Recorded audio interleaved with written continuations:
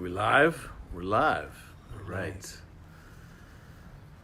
Hey everyone, this is Michael Skye right here. I'm Hans Comyn. Well, it's actually the reverse for those of you who don't notice that well. But just wanted to share something. Hans and I do this every morning for the last month. We're waking up really early in the morning, doing our morning rituals, going to the ocean, diving in the cold water. And then we come back and we talk about our brothers back home and around the world who are facing many challenges.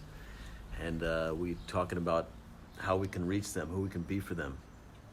And this morning, for those of you who don't know, my life's work that has consumed me for decades is all about honor. And a lot of it relates to relationship conflict.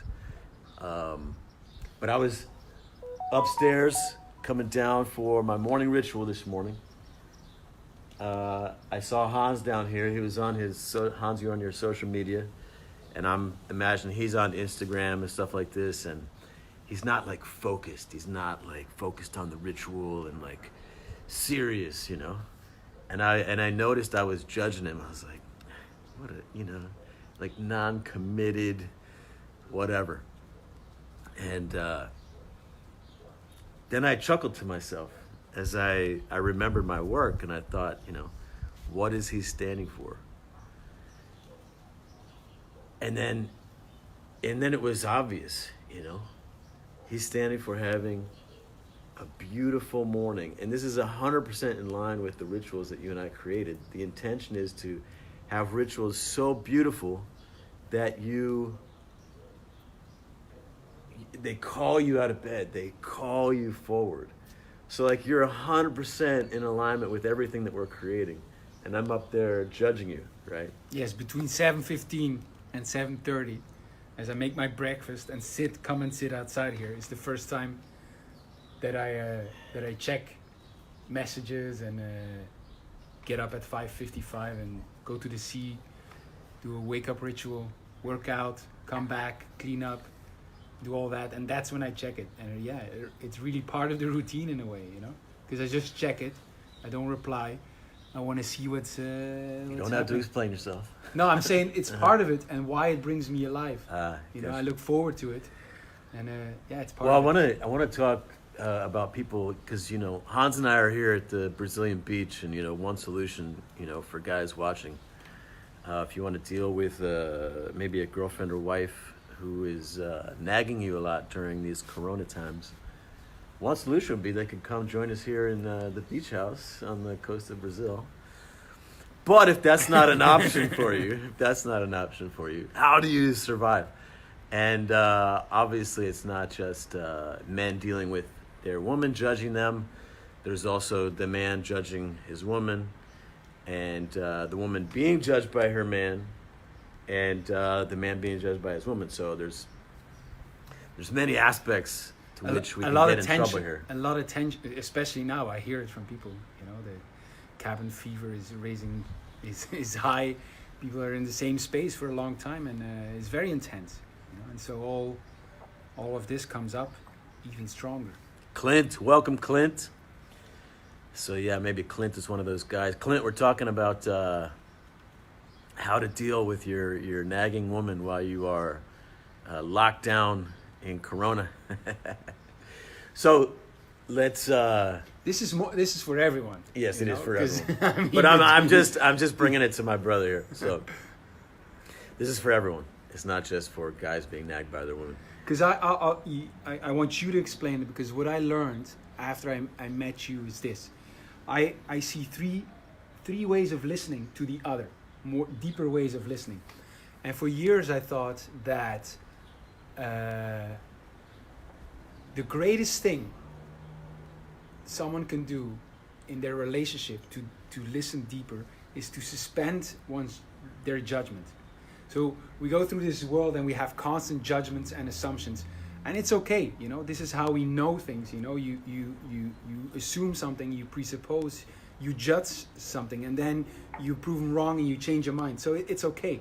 Buddha said that love is the absence of judgment, And for years I said, no, it's the suspension of judgment. Because we go through the world with judgment, and then we try to suspend them. That's step one. Choosing not to judge or to hold back your judgments. Hold back judgment. Is love. Is love.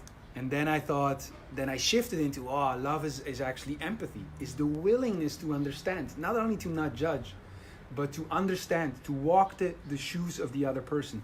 And so for years I thought empathy is really the ultimate, and with empathy in a relationship, anything is possible. Without it, it's all lost. And then I realized, and this is when I met you in 2018, that there's even a higher or an ultimate stage of love. And to me, it's honoring the other in their world. It's not only not judging, it's not only having empathy, the willingness to understand, but it's to be able to walk their shoes, see the mountain they've been facing, and honor the choices they made and what they've been standing for. And it's so powerful. And I think it would be great for you to explain how you can do that in a situation when you're living with your husband or your wife, and tensions are high and judgments are flying back and forth. Yes. Yeah, well, for me, there's a whole like martial art dealing with the inner conflict and interpersonal conflict around honor that I've developed. So it can go pretty deep, and it depends on the situation. But a very, very simple version of it is, for example, noticing when you are judging. So when I'm up there judging you this morning, Hans, I could have come down, not said anything to you, but just had this way of looking down on you. And you might have felt that. And people can tell when they're being judged. Right. So you might have formed some judgment about me just in coping with that, right? And then I'm feeling even now, not only am I judging you, I'm feeling judged by you. So I'm like even more judging you now. This guy who is wrong is also judging me. Yeah. This is how the wall's built. Right. And then before you know it, I'm calling my lawyer, you're calling your lawyer, But we're the prisoner of our own judgment. I am the prisoner of my judgment. Yes. So a lot of times what we try to do is we try to work something out with the other person, or we try to teach someone how they're wrong, right? So I could say, Hans, you're judging me, whatever. But the more powerful thing is to first bring down your own walls of judgment and find honor in yourself. Find what I call a place to stand, but find a place to stand where you feel honor inside of you, and you are standing for not just yourself, but for the other also. And that's because there's a risk here to mix it up. That's by a place to stand. Is that in seeing what those people, what the other has been standing for or is standing for? No. So so I'm just thinking of people watching who may have no introduction to the honor window. Yes. Right. So so the first step I did here was I caught myself judging, and I said, what is he standing for? And that was enough to dispel the judgment, right? And that was a small thing. It wasn't like I've got these heavy judgments about you, right? Whereas people in quarantine, living with each other all day long, judging and being judged, and trying to cope with that can be a lot more difficult thing. But a next step in seeing what you're standing for is saying, now who am I for you? Mm-hmm. Even in the face of what I feel, even in the face of your judgments of me, which you weren't judging me at the time, as far as I know. Who in this moment do I stand for being for you? Right. In the face of it all? That gives me a place of honor. So now, not only am I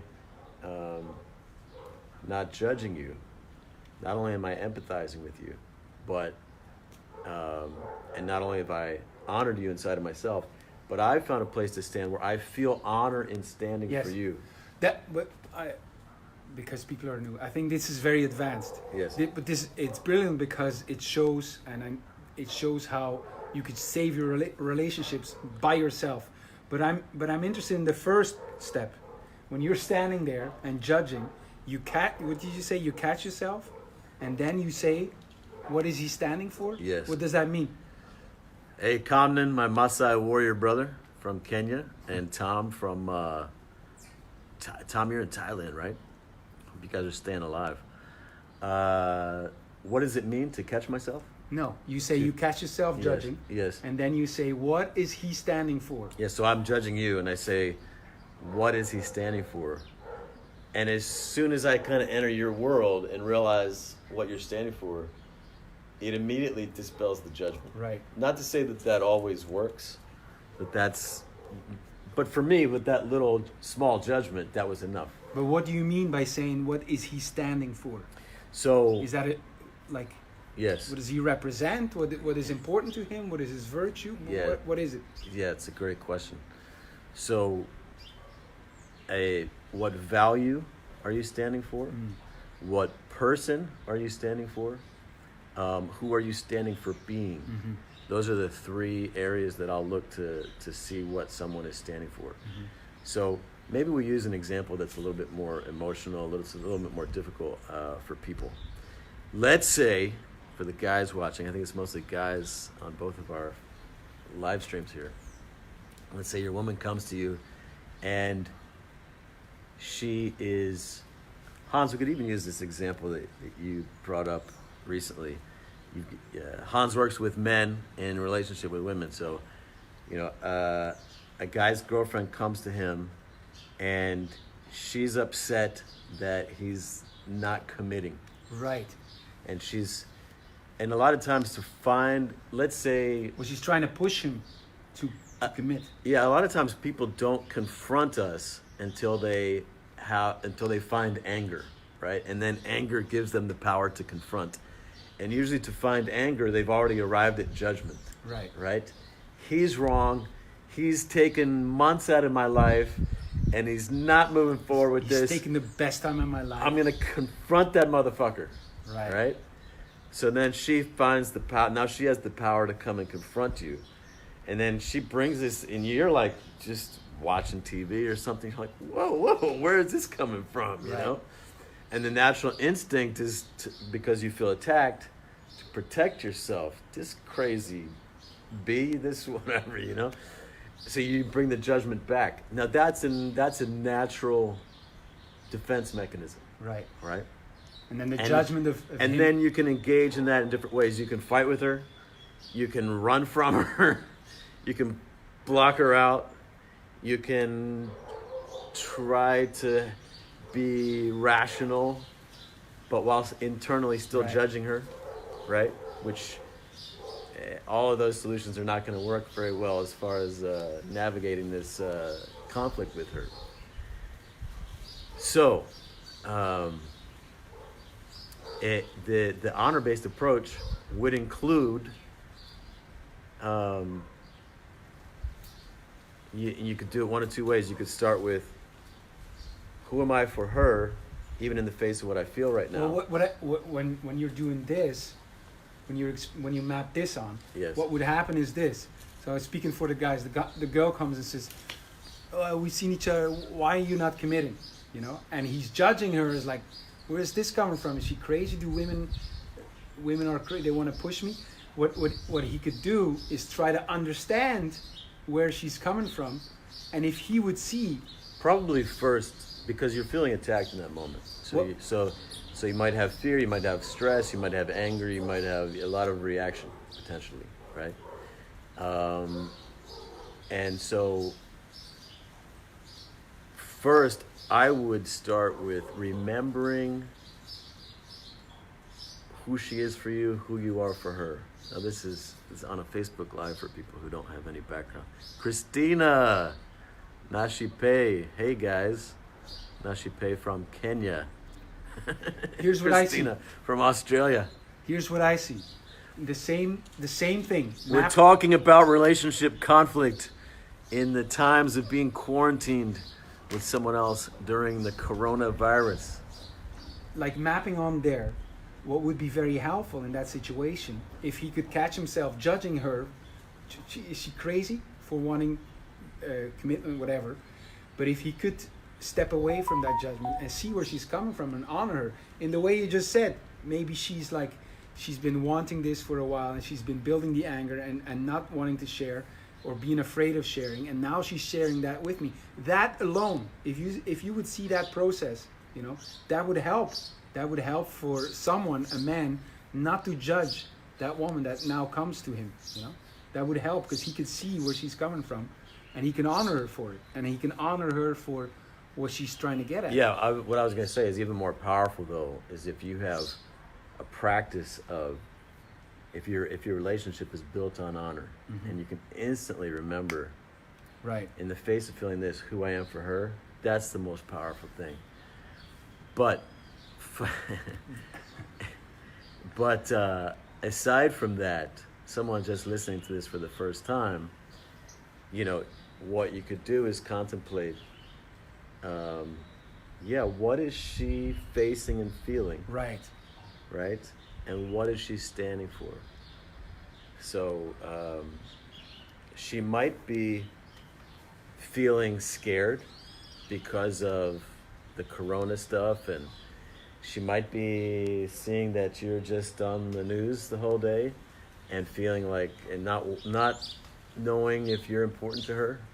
She might be feeling lonely, like all these things. She might be afraid that she's wasting a lot of time. And what is she standing for? She's standing for the chance at being your woman. Right. Being with you forever. So I'm making this stuff up, right? With a hypothetical scenario. But, and if you start there, instead of reacting to the judgment, right, if you start with honor and you can presence honor, then you can transform everything. But if you try to deal, what a lot of guys will do, hey Christina, what a lot of guys will do is they will react to the things that she's saying, the words that she's saying. But what he's really reacting to is his own experience of her being judged by her. Right. He's feeling attacked, and then he's coming back, responding to her words. And that's never a powerful option. That's like, So very practical, like I want to say something about me that is, when I discovered I was very judgmental of people who are judgmental. But a very practical good step is to see your own judgment. When you're emotional, notice that, see your own judgment, suspend them, and try to honor the other for what they're standing for. Try to see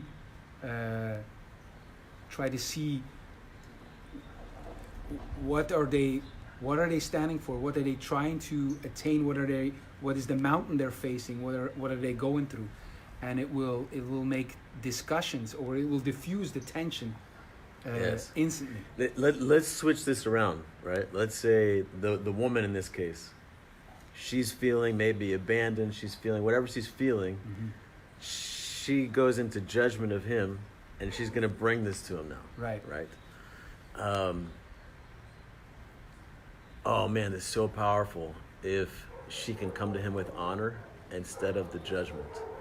This whole thing that men complain that their woman nags them all the time. And it's like he's feeling blindsided by, like, you've already decided he's wrong for doing what he's doing, and now you're going to complain about it to him. And then he probably doesn't do it with the nagging, mm-hmm. right? Or he comes back at you and judges you. If she can approach him with honor, it's such a revolutionary, different approach, which can transform the relationship. But Hans, I feel like we're being very conceptual here, right? No, I don't think. Well, depending on where we go with this, but I think it's very practical. How could the woman who comes with that like the situation you described. He's watching TV. You know what we should do? We should do a webinar and just take people through their real conflict Right. with someone else and draw out an honor window. Mm-hmm. What do you think, Christina? Who else is watching? Yes, but I think it's very powerful. I think it's a very powerful and very practical thing that I see that is very powerful for me. When I feel very strong and emotional about someone, and I come with that emotion, I usually have judgment, and I got to step back, catch myself, see my judgment of it, say, okay, I'm suspending it. Now, try to walk their shoes. But what's interesting is a lot of people can think like, okay, well, I do understand him. Right. Well, I know like what he's doing, or I have compassion, whatever. But the thing to distinguish is like, are you in a place of honor inside of yourself, and are you honoring the other person? And mostly we don't know how to do this. Right. This is the challenge. But this is where the miracles are possible. Inside of how you see the world, how you see him, how you see the relationship, and what you can make happen with the other. And it's not enough to say, oh, well, I honor him. No. Is he feeling honored by you? Am I feeling honor? Are you feeling honor inside of yourself when you come to him? This is the distinction. It's not a concept. You and I talked the other day about the difference of like knowing and being awake. This is a big trap for human beings. We think that knowing is enough.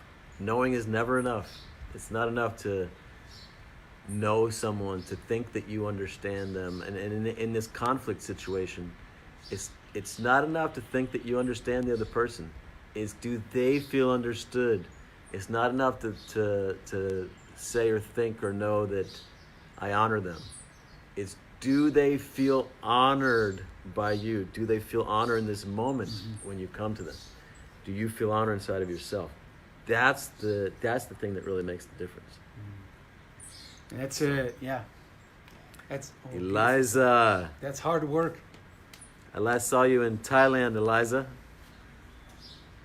I don't know if you probably never experienced my honor work. That's what we're talking about now. Well, let's announce that one of these days we'll go through it and explain. Yes. We'll get a whiteboard. Yes. Explain it that way. Everyone can diagram their own conflict with a primary relationship, a primary person in their life, and we can have an amazing breakthrough.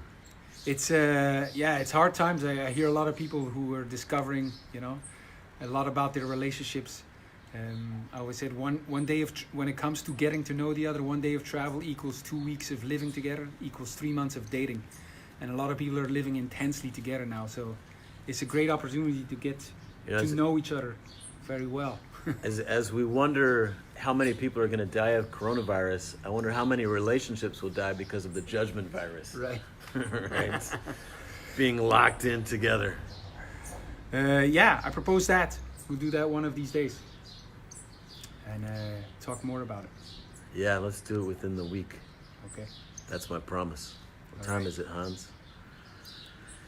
So, Hans and I, we do this. We have these conversations every morning at the same time. And just yesterday we said, let's start doing them live.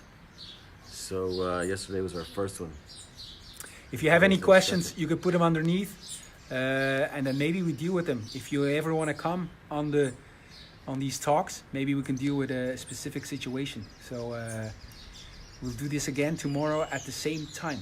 Christina is saying, experiencing this in our household right now, with parents in isolation forced to live with us. Yes.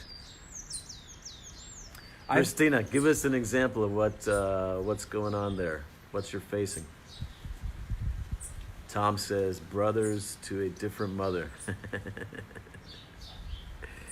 Tom, we used to play, pickleball? We played pickleball in Thailand. Tom was an ace at pickleball. It's now becoming, the pickleball virus is now spreading throughout the world. It's becoming a pretty hot sport these days. It's like a version of tennis, but on a smaller court, and you can make your own court, and so it's really You can kind of do it anywhere. Like If you got like a padel. parking lot or some cement, you can just start playing pickleball. Tom, you have a lady friend there in Thailand, or many? Christina says huge triggers. All right, I'm gonna say goodbye to my people here on my Facebook Live, and if you want to continue watching this, you can also go to Michael's. I'll see you guys tomorrow. We need to announce an honor window.